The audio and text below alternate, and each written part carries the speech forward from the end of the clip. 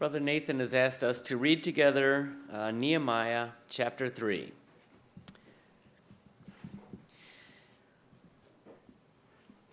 Then Eliashib the high priest rose up with his brethren the priests, and they built the sheep gate. They consecrated it and set its doors. They consecrated it as far as the Tower of the 100, as far as the Tower of Hananel. And next to him men of Jericho built, and next to them Zachar the son of Imri built. And the sons of Hasiana built the fish gate, and they laid its beams and set its doors, its bolts, and its bars. And next to them Merimoth the sons of Uriah, sons of Hakaz, repaired. And next to them Meshullam the son of Barachai, son of Abel, repaired, and next to them Zadok, the sons of Baana, repaired, and next to them the Tekoites repaired, but their nobles did not put their necks to the work of the Lord. And Joiada, the son of Pasah, and Meshullam, the sons of Besodera, repaired the old gate and laid its beams and set its doors, its bolts, and its bars. And next to them repaired Methaliah the Gibeonite and Jadon the Meronothite, men of Gibeah and of Mizpah, who were under the jurisdiction of the governor of the province beyond the river. Next to them Uziel the son of Hariah, goldsmith, repaired.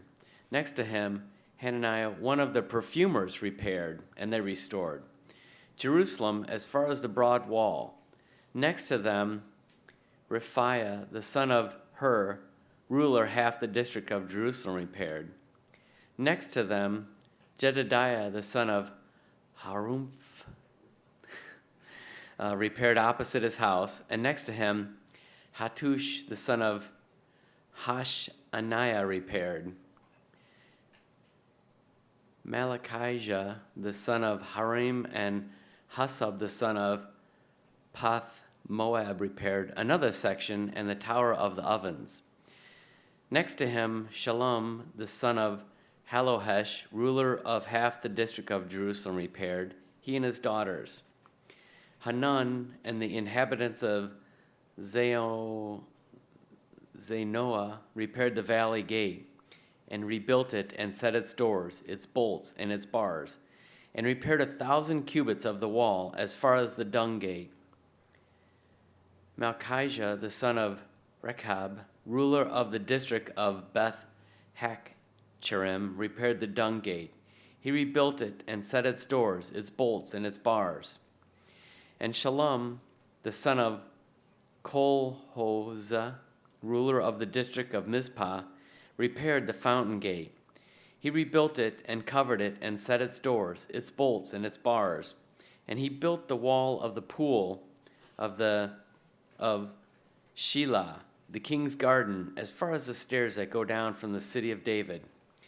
After him, Nehemiah, the son of Azbuk, ruler of half the district of Beth-zur, repaired to a point opposite the sepulchres of David, to the artificial pool, and to the house of the mighty men. After him, the Levites repaired.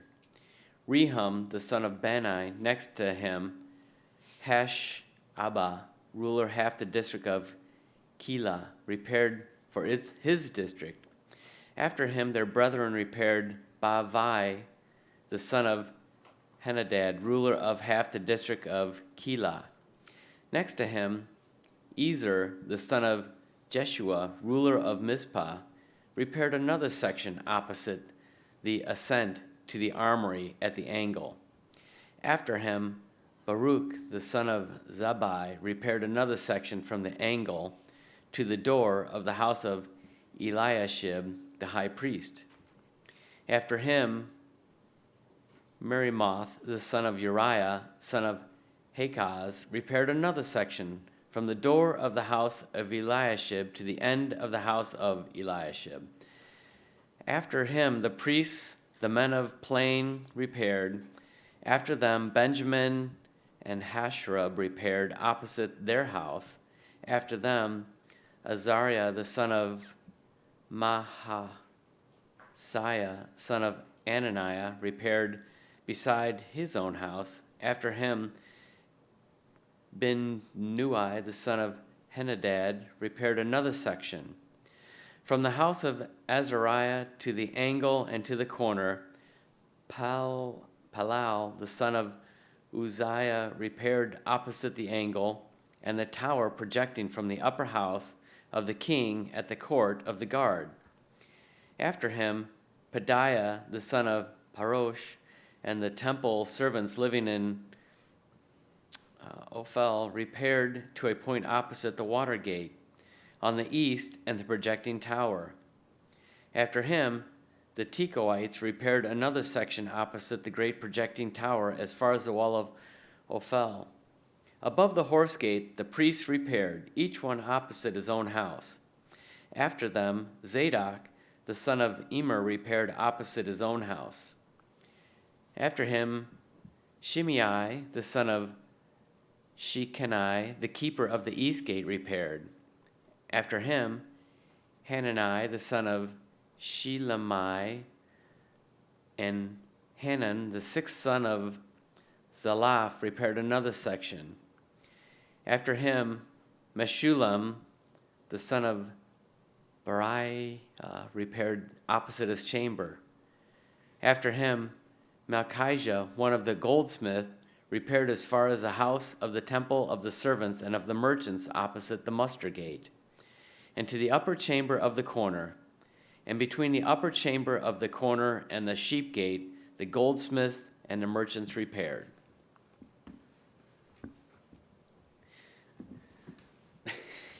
Congratulations.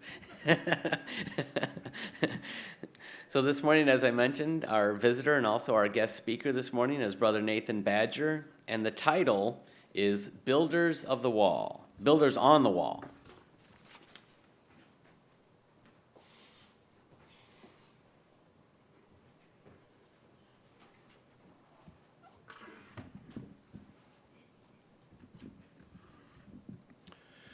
Thanks very much, Brother Dan, and it's really a privilege and a pleasure to be able to be with you guys here on Sunday morning.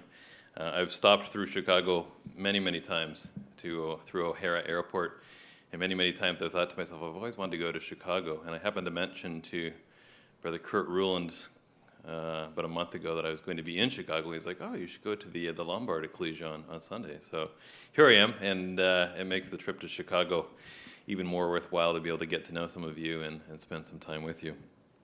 So when I mention the name Nehemiah, what do you automatically think of, or who do you think of? And of course, our minds are drawn to the man who helped orchestrate the building of the walls of Jerusalem. And this event, this construction project by Nehemiah and the builders on the wall, is recorded for us in the Book of Nehemiah. And chronologically, the Book of Nehemiah is the last book of the Old Testament. We don't typically think of it that way, but it's the last book of the Old Testament, the last words that were penned before Christ's appearance in the New Testament. And it documents the third wave of exiles that came back from Babylon into the land and helped to rebuild Jerusalem. Just take a look at how the story of Nehemiah evolves. Nehemiah Chapter 1, verses 1 through 4, introduces us to this man and his mission. Nehemiah Chapter 1, verse 1 through 4. The words of Nehemiah, the son of Hakaliah. It came to pass in the month of Chislev, in the 20th year, as I was in Shushan the citadel, that Hanani, one of my brethren, came with men from Judah. So this man had come all the way back with other men to Persia to meet up with Nehemiah. And I asked them concerning the Jews who had escaped, who had survived the captivity, and concerning Jerusalem. So Nehemiah is intensely interested in the well-being of his brethren and sisters back in the land of Israel, back in Jerusalem. And they said to me, the survivors who are left from the captivity in the province are there in great distress and reproach. And the wall of Jerusalem is also broken down, and its gates are burned with fire. And so it was when I heard these words that I sat down and I wept, and I mourned for many days. I was fasting and praying before the God of heaven. So clearly there's a very depressing situation that Nehemiah finds out about back in Jerusalem while he sits in his cushy palace.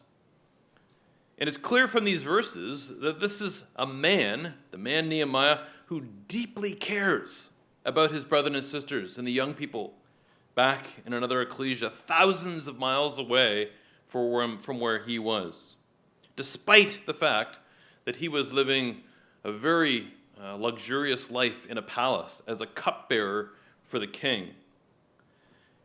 And yet he cares about these people many miles away. And he makes it a matter of prayer as he thinks about their situation. And as we read forward into Nehemiah, we find out that he requests permission from the king to go back to Jerusalem and to help out the people who are in this distressing circumstance back there. Nehemiah chapter 2, verse 6 tells us that he goes to the king and he asks for permission to leave his duty as a cupbearer.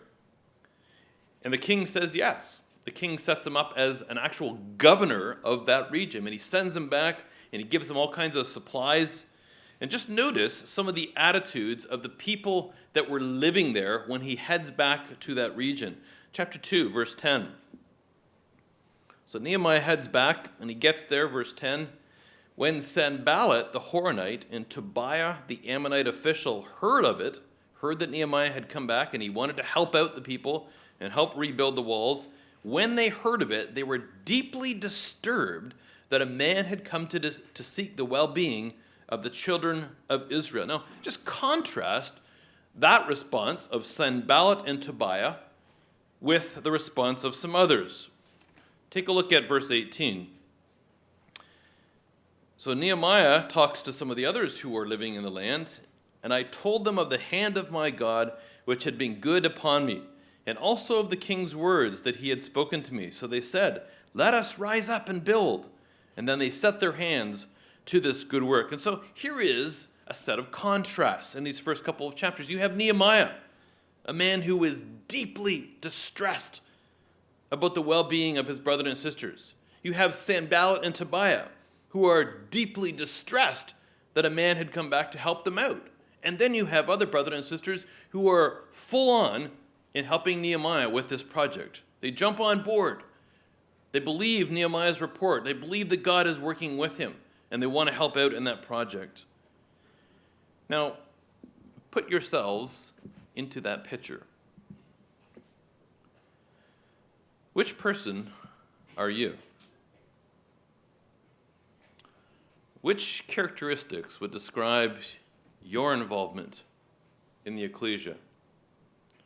Which characteristics or attitudes would describe your attitudes in the ecclesia? When somebody comes along with a new project or a new idea or something that needs to be done in the youth circle or something that needs to be done in the Christadelphian community worldwide, or somebody who has an idea for your ecclesia, are you full on with that project? Do you look for ways to support that, to jump on board? Or are you a naysayer? Somebody who is deeply disturbed that somebody wants to look after the well-being of other brothers and sisters, who wants to help rebuild things that maybe have been lost?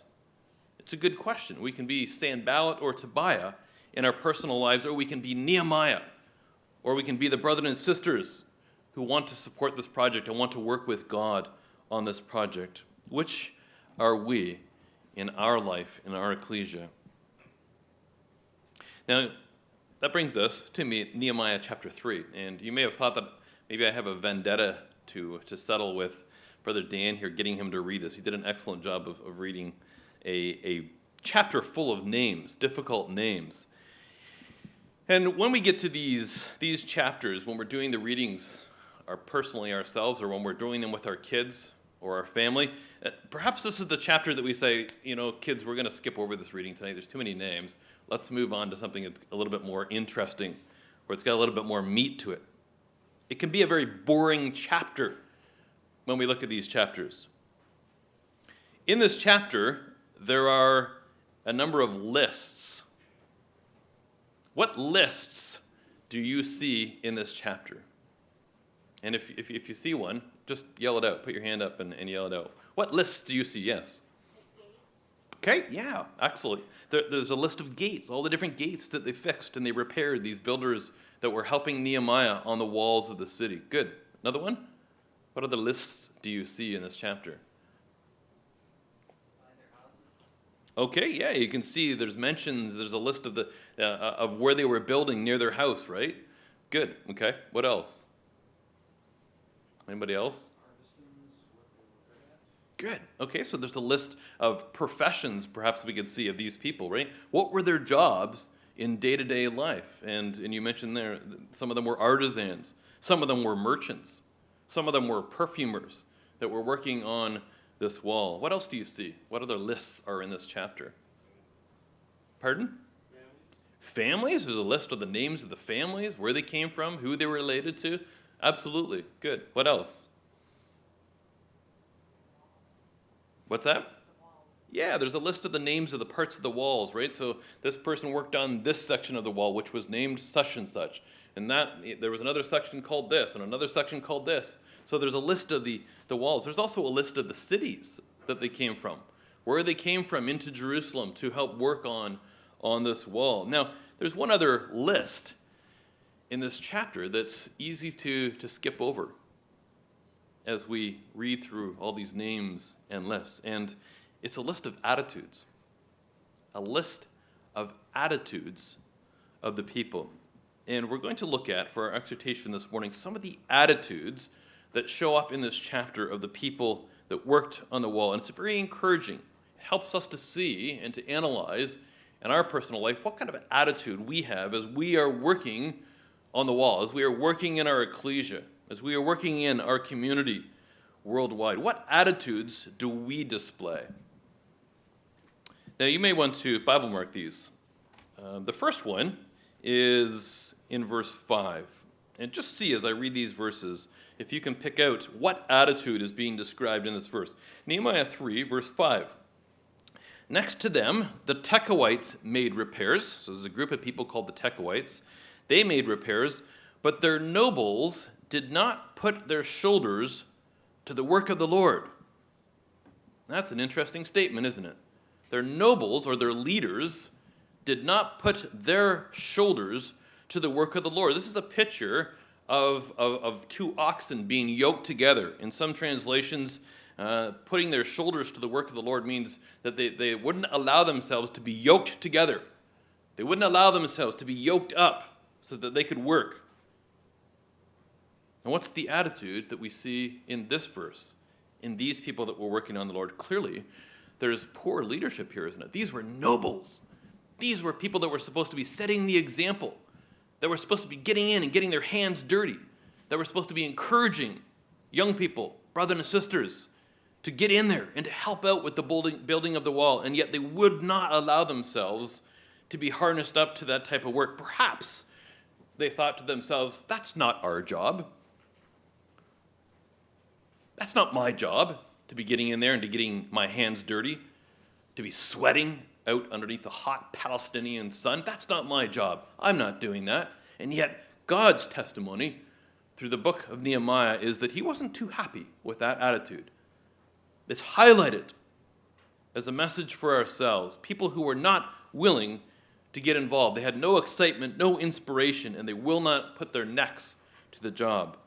Now, here's another attitude, verse 27. And this is interesting because it contrasts verse 5. Verse 27, after them, the Tekoites repaired another section next to the great projecting tower and as far as the wall of Ophel. Now, in verse 5, we have some Tekoites, the nobles, who would not work. In verse 27, we have some Tekoites that would work. In fact, they were so excited about helping out that it says that they repaired another section. Not just one section. They went on to other work afterwards. And so there's a contrast amongst the Tekoites. Some who would work, some who would not. And so perhaps we could say we have half-hearted workers on the wall, and we have wholehearted workers on the wall. Two different attitudes, half-hearted and wholehearted. And brothers and sisters, which are we? When we're working on the ecclesial wall, when we're rebuilding parts of our ecclesia, while we're helping out with ecclesial projects throughout the week, on Sunday mornings, study days, Bible schools, youth circles, Sunday school. We don't have walls today, do we? But we do have ecclesias, and we do have a community that sometimes needs some extra work. Sometimes there are holes, sometimes there are bricks that fall out of place, and we need people to go into to repair and to fix those. Do we throw our heart and soul into building in our ecclesias, or do we stand back and play a sideline part like the Tekoite nobles? Some of the Tekoites provided a wonderful example. So wholehearted and half-hearted are the first two attitudes. The third one is later on in the chapter. What would you say a perfumer or a merchant or an artisan know about building walls? Let me put it another way. If you were building a house, would you hire on a perfumer to build the foundation or the walls? Would you hire on a merchant to design or to construct your house? And clearly, in this chapter, perfumers, artisans, merchants, goldsmiths were working on the walls. And why was that? They could have said themselves very easily, this is not my job. I need to be making perfume. And yet, some of them whose jobs were not skilled perhaps in construction or wall building were there, and they were working on the wall. Perhaps we could say that their attitude was they were flexible. Take a look at verse 8. Here's an example. Next to him, Uzziel, the son of Herahiah, one of the goldsmiths, made repairs. Here's a goldsmith working on the wall. Also next to him, Hananiah, one of the perfumers, made repairs. And they fortified Jerusalem as far as the broad wall. And so it's what it's saying there to us is that this man wasn't just making perfume so that the wall smelled nice and that everybody smelled nice while they were working on the wall. He was getting his hands dirty. He was actually working on that wall. And there's a lesson for us, isn't that? Flexibility. Are we willing to be flexible? Are we willing to do things in our ecclesia, in our families, in our CYCs that maybe we're not overly skilled at, but we're willing to help out to ensure that things get done? You can imagine, just imagine an engineer working side by side with a perfumer. Two totally different personalities, two totally different skill sets. And you can imagine, perhaps they didn't really get along. They would have saw things very differently. The engineer would have been concerned about making sure things are straight and structurally sound and that they're correctly built. And the perfumer perhaps wouldn't have had that insight, wouldn't have cared too much about that. And yet they had to get along.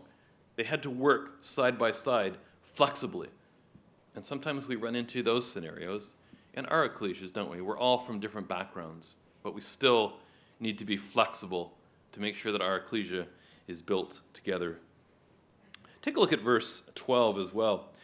If you were a single guy, say back in your teens or your 20s, if you were a single guy, what part of the wall would you want to work on? And perhaps it's here in verse 12. Next to him was Shalem the son of Halohesh, leader of half the district of Jerusalem. He and his daughters made repairs. Perhaps that would be the section of wall you'd want to be on. Impress these young ladies with your muscular strength and your ingenuity as you worked on these walls. What is that verse saying to us? It says, Shalem, the son of Halohesh, leader of half the district of Jerusalem, he and his daughters made repair. Why would the Bible include a statement like that? Just a little side statement. He and his daughters made repairs. Perhaps the Bible is showing us that there was gender indifference in working on the wall. And that's the fourth one. Gender indifference. It took all ages. It took males and females. It took young and old to ensure that this wall got built. Perhaps in our ecclesia, we think to ourselves that we can't really play a part if we're a female. Perhaps we feel that way in our CYC or our Bible schools. We can't play a part, and so we sit back and we leave the work to other people, to brethren. And yes, clearly from the New Testament, there are different roles for males and females. But what this verse is emphasizing to us is that everybody had a part to play. Everybody had a different part to play, perhaps, but males and females were involved in the building of the wall. I remember several years ago, I was living in Denver, and I was part of a very small ecclesia in Denver, and one Saturday, a sister called me up and she said, we're having a potluck tomorrow on Sunday. I'm wondering if you could bring a casserole. And I remember thinking to myself, I've never even baked a casserole before, but isn't that the sister's job, to bring the casseroles? And she said, well, this is kind of a small ecclesia. Everybody just has to sort of pitch in, and we need everybody to sort of bring something so that we have something for lunch. I was like, okay, sure enough, that's fine. But I thought it really weird at the time, but I realized that I was learning a lesson myself through that conversation that I had with her. And several years later, I was part of another small ecclesia back in Ontario, and a sister called me up during the week, and she said, would you mind bringing a salad for the potluck on Sunday? That time I got it right. I was like, sure, I'd be happy to bring the salad. So it just goes to show us, we have to be flexible, and we also have to see where we can fit in. Whether we are male or female in the ecclesia, we all need to play a part. So how about our fifth attitude? In verse 13, it mentions a place by the name of Zanoah. Where is Zanoah in relation to Jerusalem? In verse 15, it mentions a place called Mizpah. Where is Mizpah in relation to Jerusalem? And in verse 5, we met the Tekoites. They're from the place called Tekoa.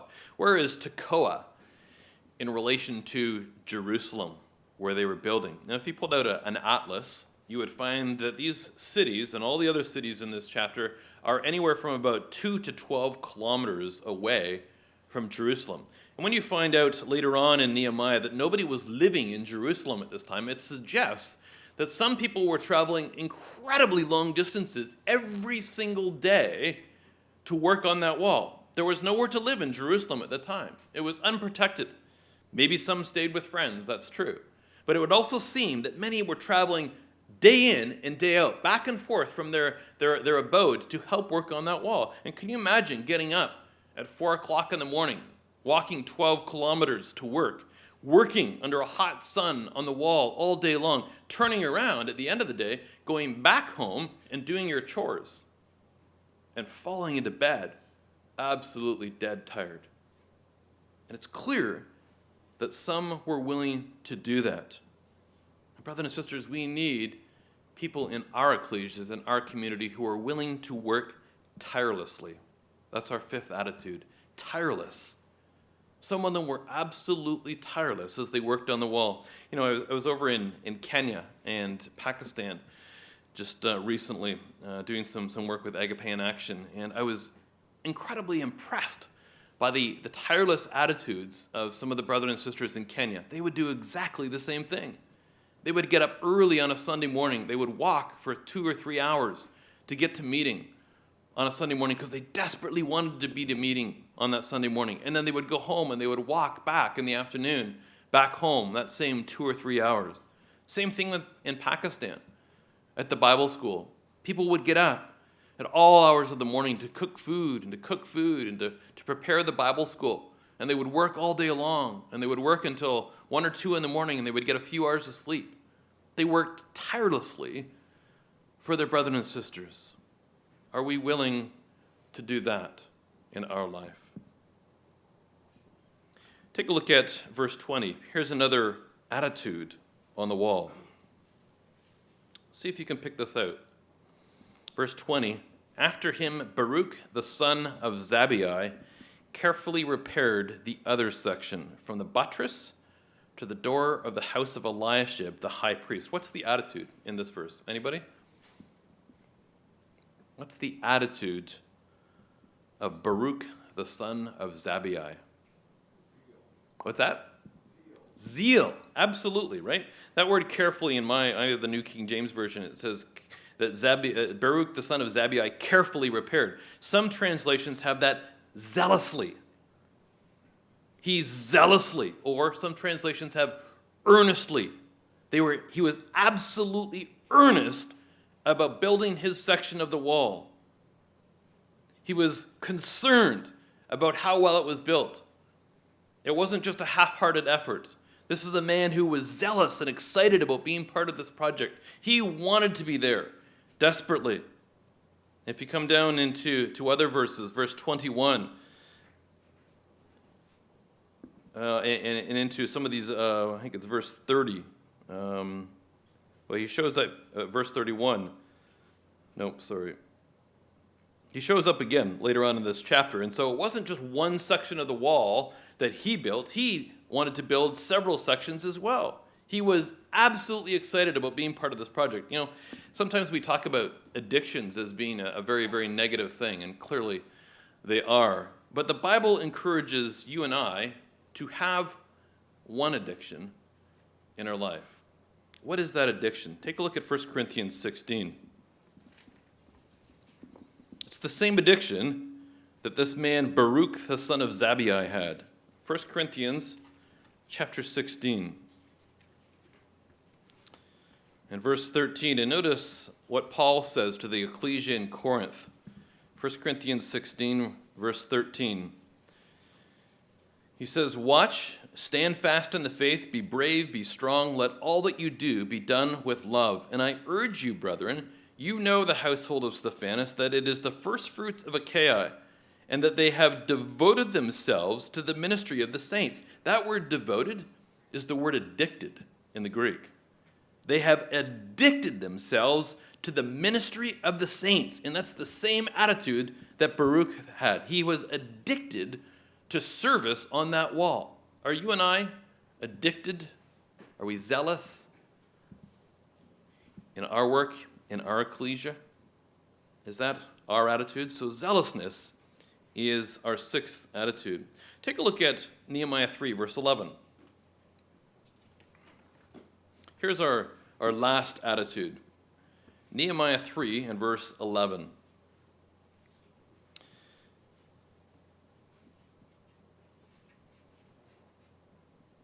It says, "Malchijah, the son of Haram, and Hashab, the son of Pahath Moab, repaired another section, as well as the Tower of the Ovens." And so here is another person who is repairing another section when they're done their first section. But notice what's going on in this verse. There's an attitude that is being picked up on. It says that Malchijah, the son of Haram, and Hashab, the son of Pahath Moab, repaired another section. In other words, here are two brethren that are working together. They weren't just working individually on their own. They were side by side. They were working hand in hand. And walls in our ecclesias and walls in the times of Nehemiah don't get built in 52 days by single individuals working on that wall. Teamwork, the seventh attitude, teamwork is critical. It was critical while working on the wall, these two men working side by side. And teamwork is critical in our ecclesias as well. Someone once said that great projects are always accomplished by teams, not by individuals. And how true is that? Same thing in our ecclesia. We need to be able to work as a team. We may have different personalities. We may have different skills. We may come from different backgrounds, different countries, different cultures, different societal statuses. But we have to work as a team and lay that aside as we're working together in the ecclesial projects. Teamwork can be very hard, can't it? It's not easy to accomplish. Do we encourage each other and thereby work as a team? What do we say to others as we are working in the ecclesia? Are we encouraging or are we discouraging? How do we talk to one another? What words do we use? What words would these people have used while they were working on the wall? Would they have shared encouraging, motivating, revitalizing comments to each other? What do we say? Brothers and sisters, many of us probably have Facebook accounts, Twitter, emails, other social media. What do we write to each other in social media here in 2013? Is it helpful? Is it encouraging, or is it crass? Is it discouraging? We need to work as a team on our ecclesial walls. So, brothers and sisters, here's a question for you as we've looked at all these different attitudes in this fabulous chapter, hidden away in this incredible chapter. Was God only concerned about the wall getting built in Jerusalem? Was that God's only concern? And I would suggest to you that it wasn't. God was concerned about the wall, yes, because it was Jerusalem, because that's where he wanted to put his name. But God was also vitally concerned about the shaping and the molding and the building of people's characters. He was concerned about how people were working together on the projects. Not just the project, how they were working together on the project. And that's why he highlights all of these attitudes as we go through this chapter. Are we like Sanballat and Tobiah? Or are we like Baruch, the son of Zabai, and other amazing examples in this chapter? One last person just to look at this morning. Take a look at verse 1 of Nehemiah 3. Easy to skip over this person. In chapter 3, verse 1, it mentions Eliashib the high priest. It says, Then Eliashib the high priest rose up with his brother and the priests and built the sheep gate, and they consecrated it and hung its doors, and they built it as far as the Tower of the 100 and consecrated it, then as far as the Tower of Hananel. So here is Eliashib, the high priest, the spiritual leader of the time. And he's the first person mentioned in this chapter as having worked on the wall. He's the first worker that is mentioned in this chapter. And he's clearly has a very great attitude. He's provided the example.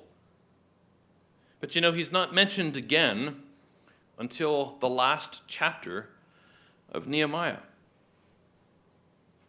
And I find that awfully strange. Why is it that Eliashib is not mentioned again until the last chapter when he is the spiritual leader of the time?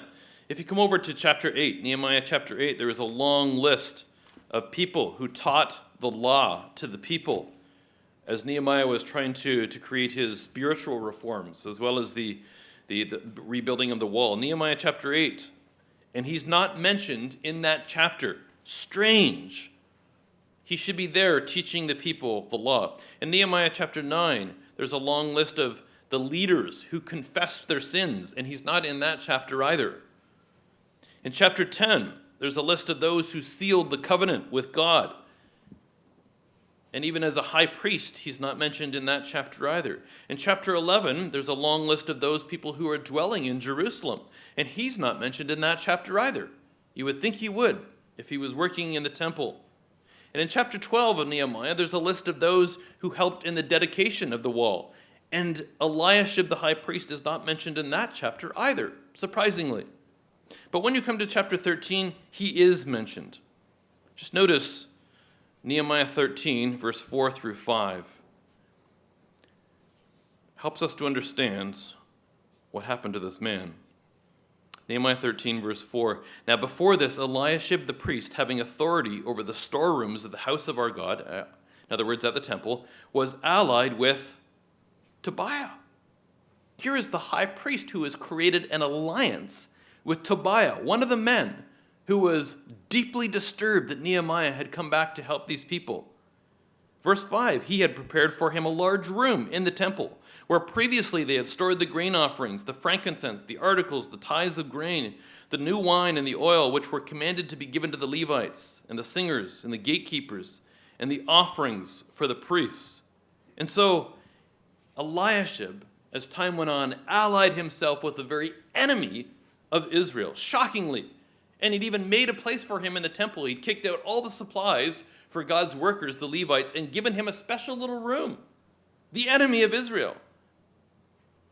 A spiritual leader had created a spiritual disaster in Jerusalem.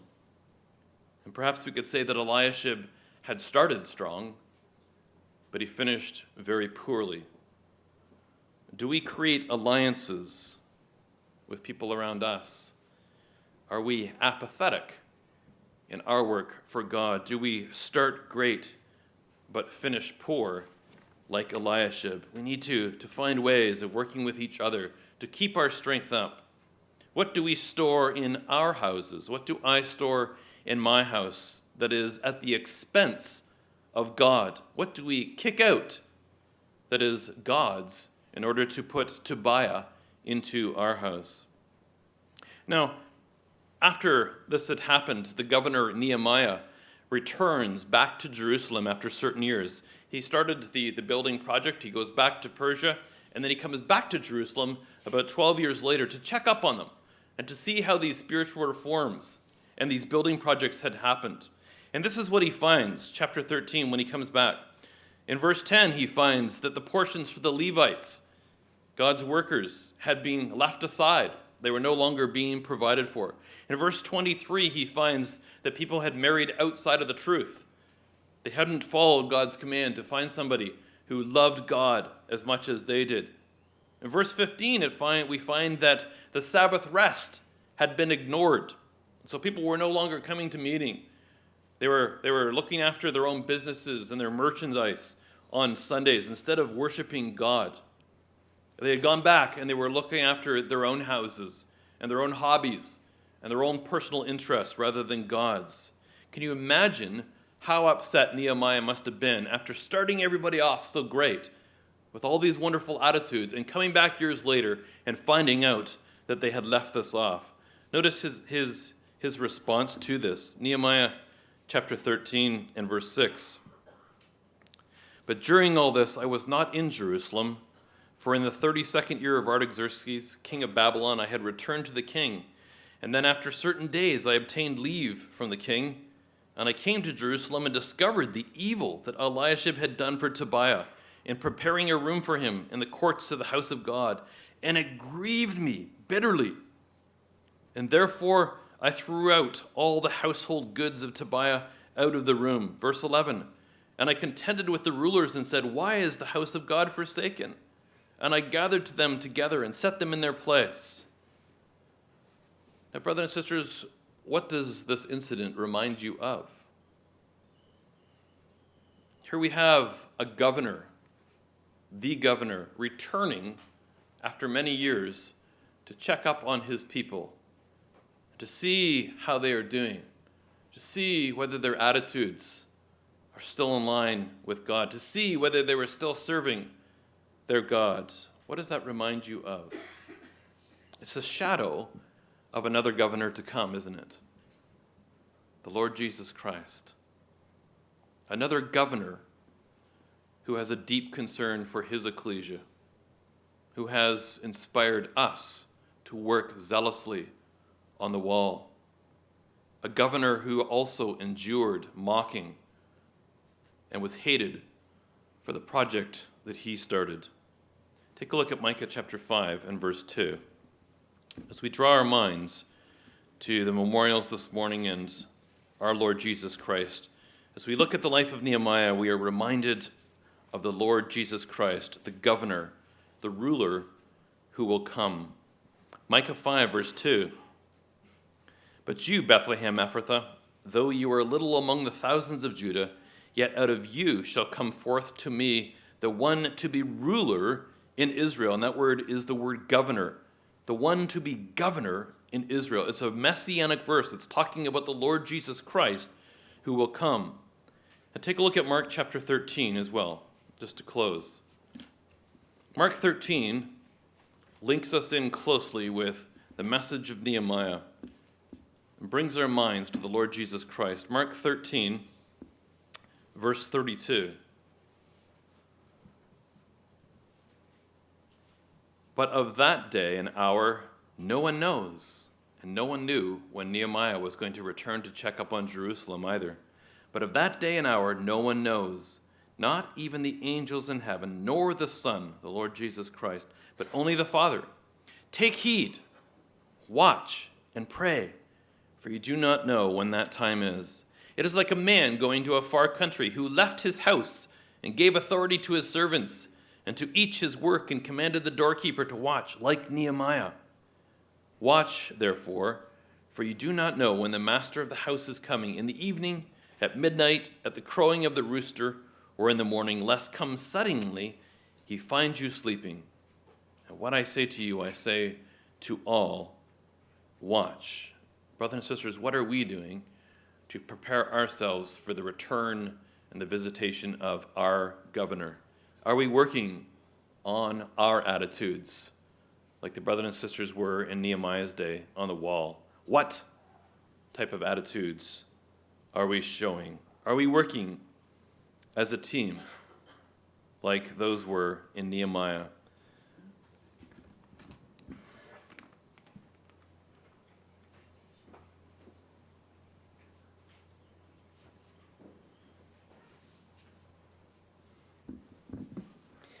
Thank you, Brother Nathan. I think when you look at the reading, and like you said, you might get caught up in a lot of the names and everything like that. But there's great meaning in reading through these chapters. So thank you very much. Let's continue with the singing of hymns.